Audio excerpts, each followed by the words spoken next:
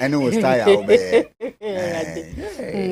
Okwesi afano not. Kwesina say oye asentimentem here I don't know. Pay foot in mu nkontebu aba nyimpa wewu na mmom no ma wonye hono nkwa itiri mu no we prepare wa jayere. Ankasi Methodist Hospital e wafija kwabre South Mansin mu oma ye nhyehyeye a eburu aso ne apagya hospitals no mo ye hani anankwe etomema ehwe anum no aha nwotwe na mo ye operation ayiye na emu nkomo ebeba na yerikase mampanyin mahama so wapawo oye infirudwuma ebi ho wapan ho ntam mind day wolbefe adwuma saa emebun na Ghana furu benya adwuma ye opani ba ko a wo mrache bedwafie mu no oye ranking member for man sikasam ni nimpumtuo eho eyo ofanse aye bi mrache bedwani orura kwadwo opon wo say mampani mahama ebra no odi the state of the nation's address said your mind tieba no o mind sikasam gina ba yapotene de wantimi anka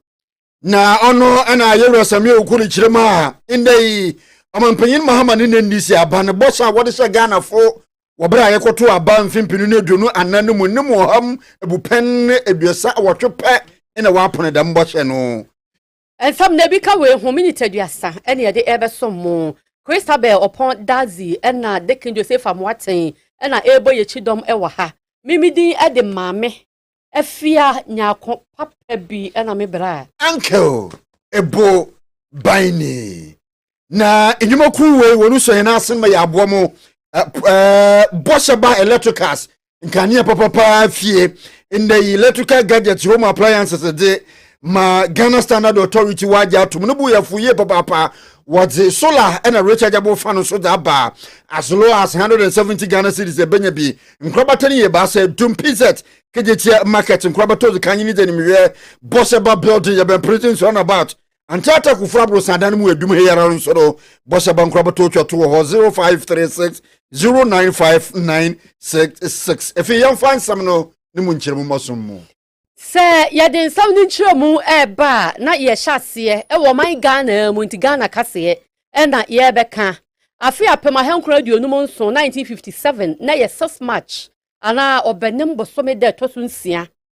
na kwa me nkroma gina simpie so Ghana our beloved country is free forever na chese ye je ye fa ho de fra kwesi kokko ensamu na said ye wochina mpanifo ye ho nhyehyɛ ya afi bia ye hye ho fa edi hu dwuma no wochina nso ebi ebekoso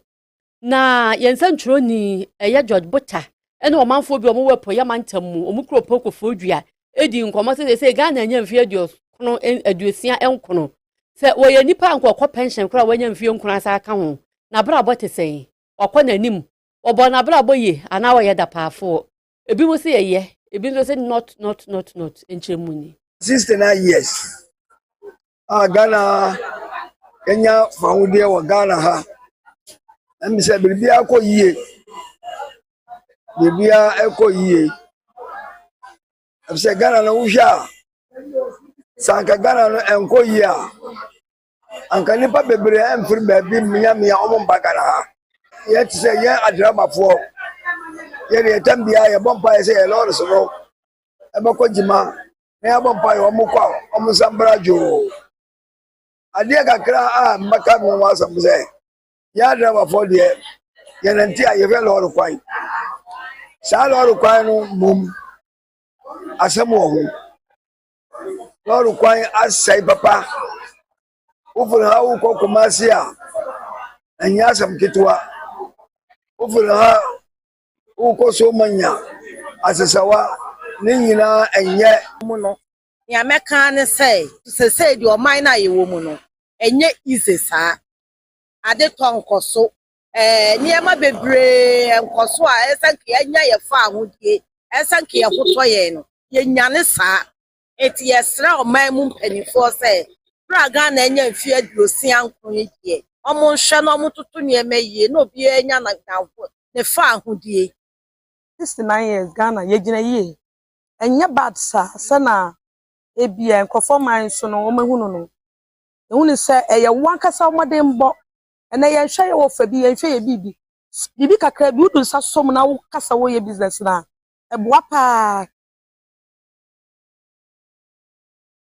enti Ghana fo bi adwenkyere omode to yensa ntwoni Butter enim eno no na ewo nsam foforo mu ewo my Ghana mfi aduosi ankono 69 years ya die eho afidi da na na sade afibia mpanimfo ye no no omonenam ehwe schools ahodo mu yi nkrofo bi bo mabaso ya adesuafo no afin so edie bi akoso ama Ghana afana ye mantam dunsia no adesuafo aduonu mu 52 students na mpanimfo yi wo mo afi Independence Day Awards ceremony no ye beye edi ama wo mo na asemti odi atoso ne se ye pri yedie na ye de ani da so pa ahye omanfo mu building prosperity restoring hope eno ne asemtire ya wo mo de eto so Professor Jane na opoku agema e oya mampani ana musini gina wo se adwumadie ana award ya ye de meye nhyehyɛ ye pa eboa ema ni party mi gina ni mudie mu wo hye no zo ne ya kanie honhom enso ewura maburu mu nti ye na ye nhyehyɛ ye papa e wo safi bia ye se de ho nhyehyɛ ye tie no na we nya aban school nko a ene omu yi omu free ankrankra school enso aka ho bia wo se ye kyerɛ se wo man no adwene enwomasua ho epese enwomasua etum ponso. Exceptional accomplishments of our young people at today's award ceremony. I bring all of you warm greetings from His Excellency the President, John Dramani Mahama. And I hear the children on their submissions. Please trust that I'll carry them forward, and you know that His Excellency will respect your wishes and ensure that they are implemented. These awards, that is the President's Independence Day Awards, continue to honor students nationwide who have distinguished themselves through dedication and discipline. We have seen troubling developments, including reports of exam malpractices in some schools, vandalism, and increasing disrespect towards school authorities and rules. Only a small percentage of our youth engage in these behaviors. However, they risk undermining national progress and sending the wrong signals about the Ghana we want. In response to these concerns, Eni ayatie eye abinfumu wokunini Jane na opoku ageman yo ya Ghana mampani abedi atwe. Oya inde nansa oman Ghana wo asantimantem ahafano South Coast na no yanta asempa ya inde day oya ja karin kunhye bisi ewo oye potri krom na ono na enyimpa wo free dem kan kunhye no wotore no wodoso ye papa no ne na esia a wonye huni tiri ididim ya inde yi pre no wo pra ya ne mu yedino no ayeresabia wodun ko poemu St Edward Catholic Hospital wo oye dwen nyama wo ahafano North Crossing na se Dr. Christopher Anan odi nemu inchiremleba no le chamde nyimpa esia na wo ba ho ba ja yerohwe no nimu e ba sade wa hwe hona mande de no wa decide hono wo de wo kofe no ko ja yerohwe afin so no hona hon ipranum yedini ye papa no wo de hon abopemu e wo konfa no che abana yeresabia worbotua ayerohwe wo ho afi wo de mawaka no so ekopem was in John of God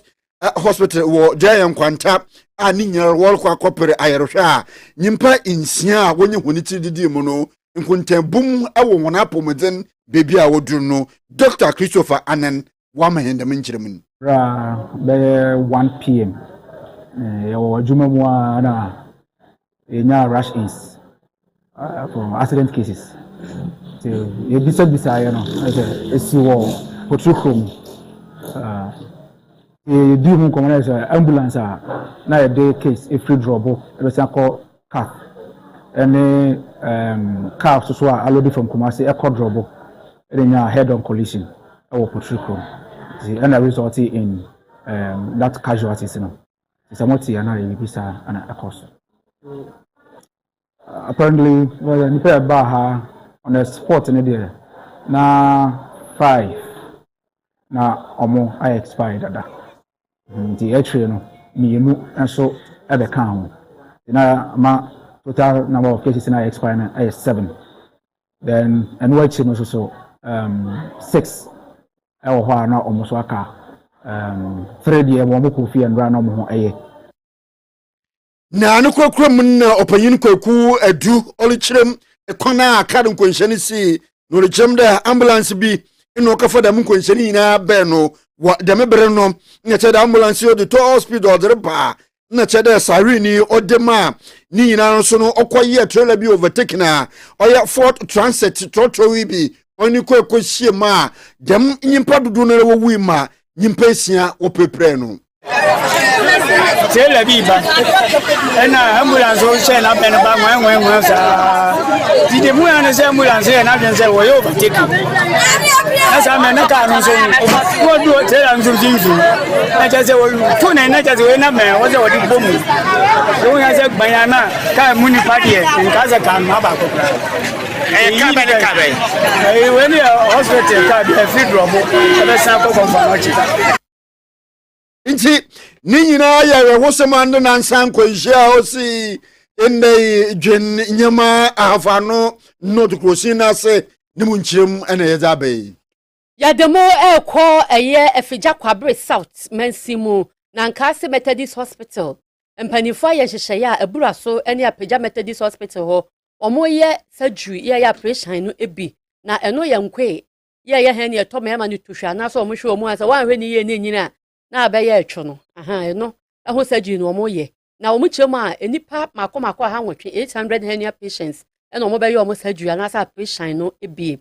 na ena nine ne ena omacha ase edi dwuma na omuchirem enipa ahanu 200 edi omaye omo de awia bibia edaboko na administrator wa nkase hospital Owura Joseph Atamankwa ene se oye pansa ntwofo ana promises ntwofo edi nkomo ya wo chemu se Methodist asori no omo corporate social responsibilities ana omo sede a omo pese omo yede boa omanfo a omo wo omo mpatamu edi dwuma no ebi eno no enu nti no we sikatwa bia nim ena bibia nim sa wo kwa akoboka Germanfo bi ena no omo kan bomu a omo ya adoyi the presiding bishop ashe bishop fo a wono mo ya adwuma nyina ase yema modian na yema impija asori nanim ewo ye social services a yema asori ma ene Ghana manyina no na ma ye ne yen partners ewo Germany di nkomo say ye pese ye free hernia surgeries until for the past 2 years no ye da bia fi bia ye so far no nipa be ye di kan ayi bi dada nipa ya timi ahwe wo mo nya free hernia surgeries no or repairs no ya ko apem afi nso ye share so no nipa be almost about 1800 and ye timi screening wo mu nyina ye screening wo mu no mo ye eligible for surgery no they were close to 800 ye be no bosumi ya ewu mu ene de ebeba Owura Joseph Atamankwa wa administrator Nkase government hospital na Germanfo mienu omo ya operation eye 2 German surgeons ya omo aba ebehwe se the operation no ebekọ ene o repansa ntwofo di nkomo na odi atudwa se nimdia foforo bi abakora hernia no ye ya operation na sisi ya no owie bibia nso de mbokọ ya o ma kire Ghana fo ne panti ene ma ekoso yi. Hello, my name is Kai Schnitter. I'm from Germany. I'm a main nurse in our hospital in Frankfurt, and I'm here to train the nurses for the mesh technique. How to do this with the mesh, how to handle the mesh, how to handle the operation, how to help the surgery with the mesh technique. I'm here for training and supplies to perform a new technique for hernia repair in Ghana. German surgeons no mienu omu free ho ba ye ebehwe so se de Ghana fo ne be bibia be kama eye hernia operation no ensem no omu di tudwa se dem di kan cheche mu ma no bi no no na deputy nurse manager ewan Nkase Methodist hospital Madam Ophelia Fojo ansa odi ato Ghana fo anim se ne hernia na nkwe no wunya operation nye hu sa nti obesre ese heba medicine amanfo anoma no enu entimi ntu ase be ya operation ni enyim free wona ahonto ntu abedima Ghana man nyina ne se the woko hospital anase se wan hu fie na onipadua no bibi nsisi ho so a ma hospital ben the wudu hospitals no doctor bo ma ne se hernia no enye bibidrasem enye mpaebo asem ni ha oni nyina yo operation it's a hospital ni operation na se mutim kwa wunya free center bi say ye dey free dia eni na me hu se wo de nyame abo awka ni kwan se wo di agro so after surgery ye dey call ward Ubeda ward for Wacha Wakakra entirely 24 hours. Madam Ophelia Fodransa, Deputy Nurse Manager, and Kasi Government Hospital. Yeah, told the 100 days, Excellency John Dramani Mahamagana Mampanyin, Wapa, Oyen for the Juma being Hutamani Nara, Honorable Magana for the Juma Tuma Konani Papa, Ne Rumu Award Tama, Oya Pong Katamansu Crusina, sir, Oya free zone in Potem Ho, and a Jume, Wapa Wuntam na, Oya Yumokwa, in the Waraba Dandan Fuminatimiche clay, moi, Oboboa ma, in the factories are where cement or managana no, Winya, Oya clay, raw materials are. What is cement? No, man, penny chimete. The moon for you, Bobo, ye, papa, Managana, ye to me a produce cement ye pa. This investment sends a strong signal to the international business community that Ghana is open to serious industrial investment. It demonstrates clearly that when policy environment is transparent, stable, and supportive of enterprise, the private sector will respond and will have the confidence to mobilize capital and undertake projects of global significance.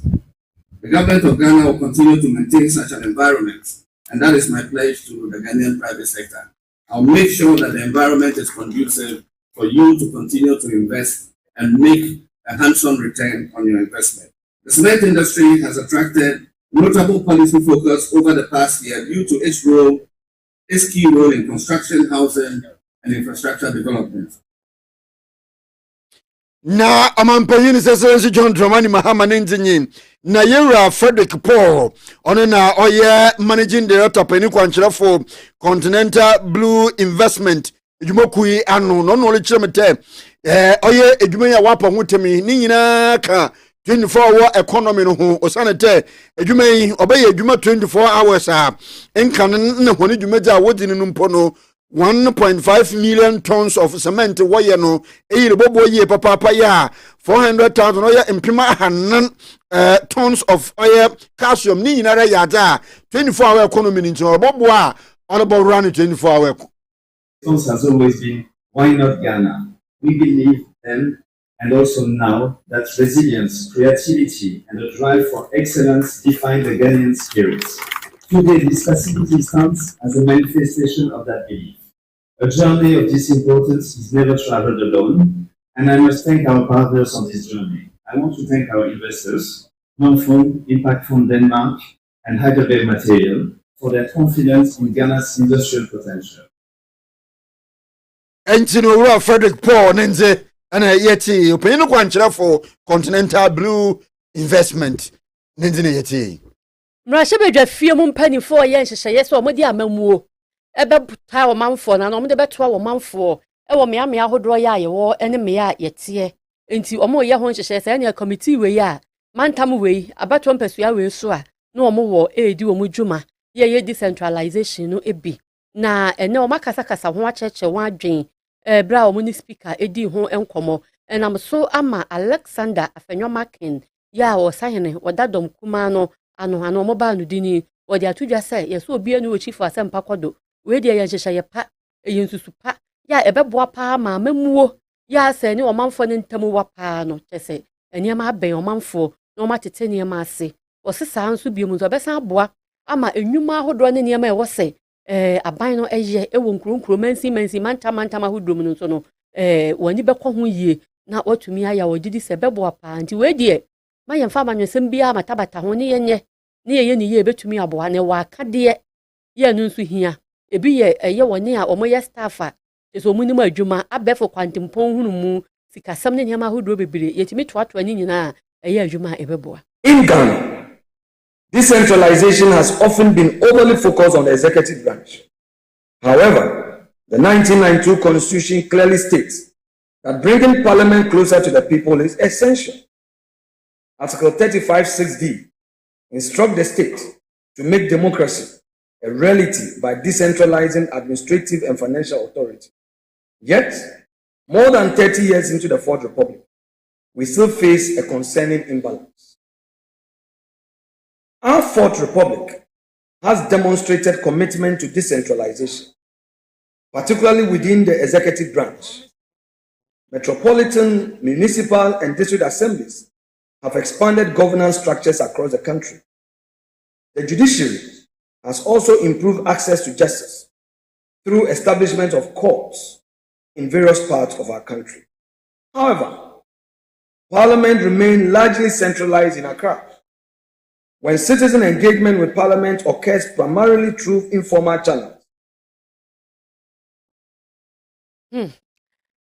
Osahene Alexander Fenyoma Ken Honorable Efutu Mrashebedwani no ono wane minority leader. Yeguda yewo mrashe begom nyame adoma adachina na wotwe pepepe eno mampanyin mahama kegina mrashe begom oman Ghana tibia yewom demro man mro queen ni hye mampanyin biara de oduda mebro na ofa nkoto Ghana fo anyim wo mrashe begom mampanyin ye ne pepepe ne na chirin ena mrashe begom fo suru obobo hu wo oye mrashe begom num ho no ena inde ekuapim north mrashe begom nyewura Samye uku in the day all chiremede ma omampanyin mahamada no fido begino ho kan no bibia kire de ebo a wode show man Ghana fo e ma Ghana fo ditu mama ho no ne mu oham ebupen edusan wotope 28% ene wetu mu aye na bo a wo share ne yankonkonkro oha na kire oye edu ebien 112 programs ana promises na wo ye no wie no chem no mampanyin krampo kade in the jobs opepekor 1 million jobs in obey Yafikuru wetu maye ni nyina Samye ukosi dabi ni kwari biara nyimedam. Mr. Speaker, I took my time to track 112 commitments, pronouncements, promises, and bold vision as the President espoused together with his government in 2025 and that of the State of the Nation's address that he delivered. Mr. Speaker, out of the 112 commitments made by the President and his government in 2025, 38% were delivered. And a whooping 62%, they will tell you, still in the pipeline. Mr. Speaker, again, the President promised to tackle the issue of youth unemployment. And then also standing at approximately 2 million unemployed youth, according to the President in last year's State of the Nation's address. Entino ekuapim north mrashe begom yewura Samye uku nenze ene yeti ne dey wo mrashe begom Na ewo mrashe bedwafie mu a hebra mpanimfo esuesu adwene efa so na anase de oman ne tebia ti amampani di tudwa efiada etwa mu no ena ofanse ayirebi mrashe bedwani ono abokwadwo oponkonoma kasa odi atudwa no ochemu se de mampani di nsam ne batudwa no woka ne de yo chese buku mu de de pass o man ni sika no ahihye yiye ejina yiye nso nya saa ne tie o se nya saa ne tie da Ghana fo wa ahukire mu pa wonde waka de abesi se wo hwe anyam kane a ekra na se de ho ne bo esi aye den no wo mo soso na de hairdressers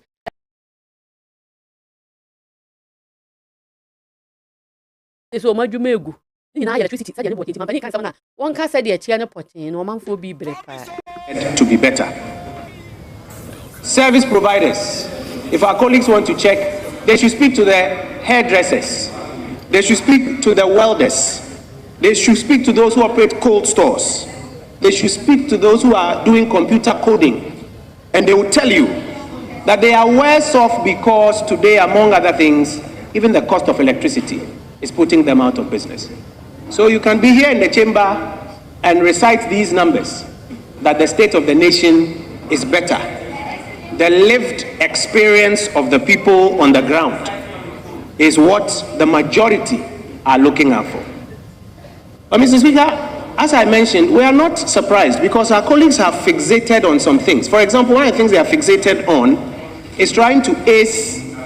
the inflation number.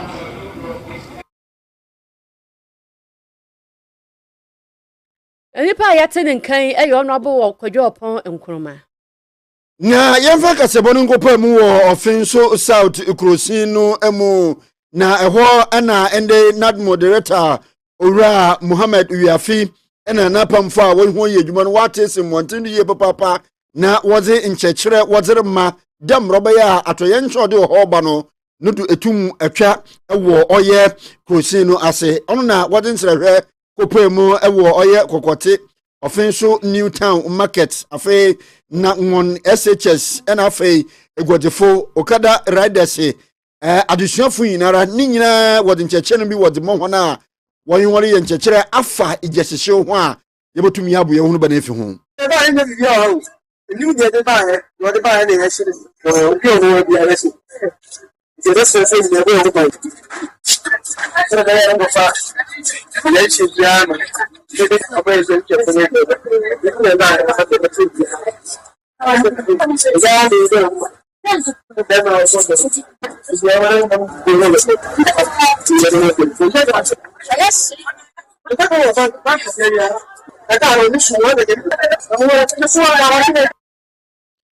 na owie no ana inde senior house master odima oye nangmon SHS ura Frank Amuzu no so otu adusuafo no fo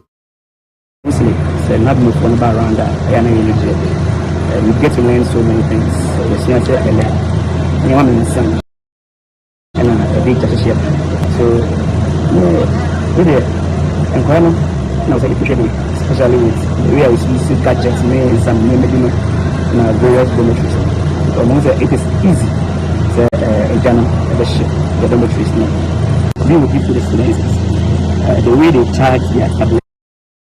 Na nekwakram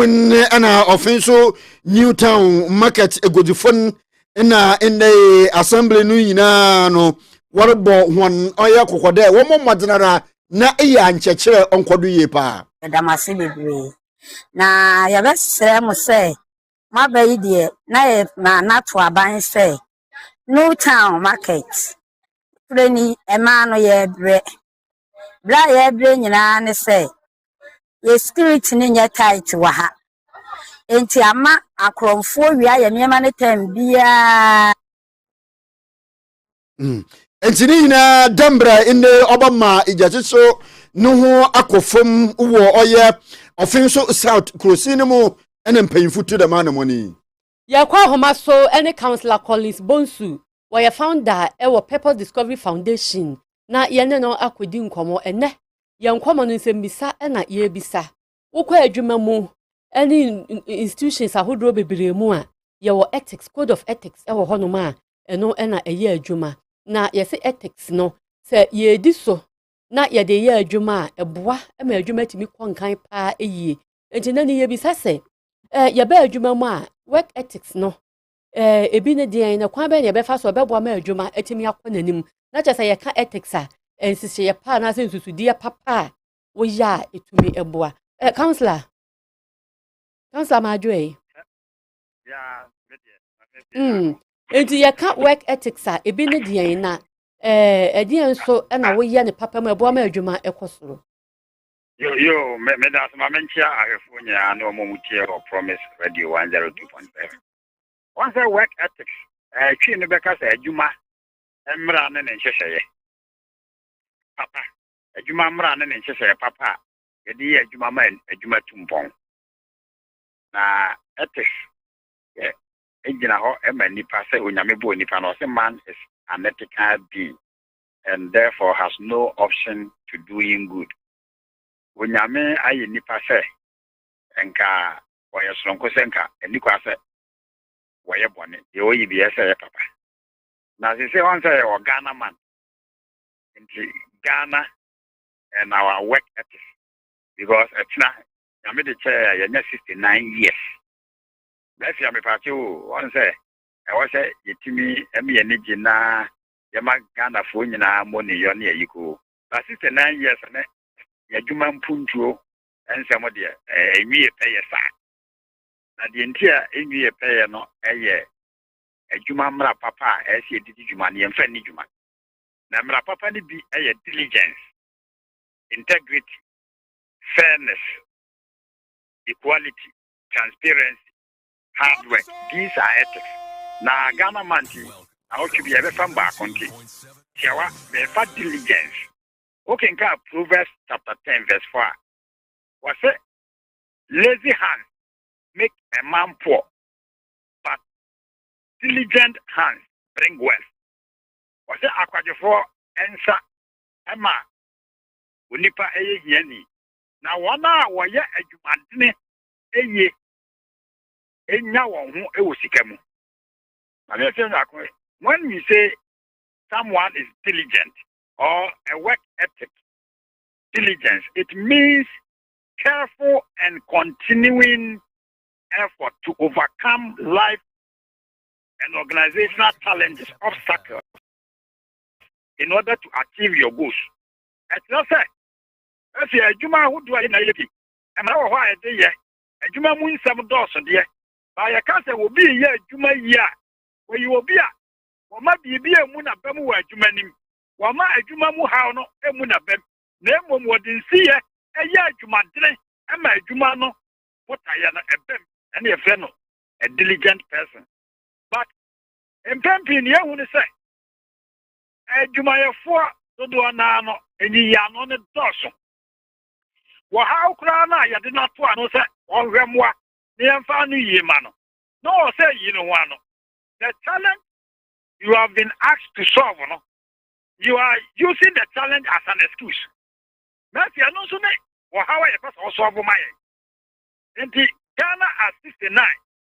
public sector and private sector. And you may afford a woman. The Pamocho, young to quietly be dear. Young to a man Ghana, a 100 years. I see a Naya Kabum, Naya cultivating diligent work ethics. Work ethics, at your side. And you might be a year and a young Capricornus. And you might be a year and young fat. A quadrum coho. Name ya dear Jumadine, ya dear Nidaho. As a year, every year you must say,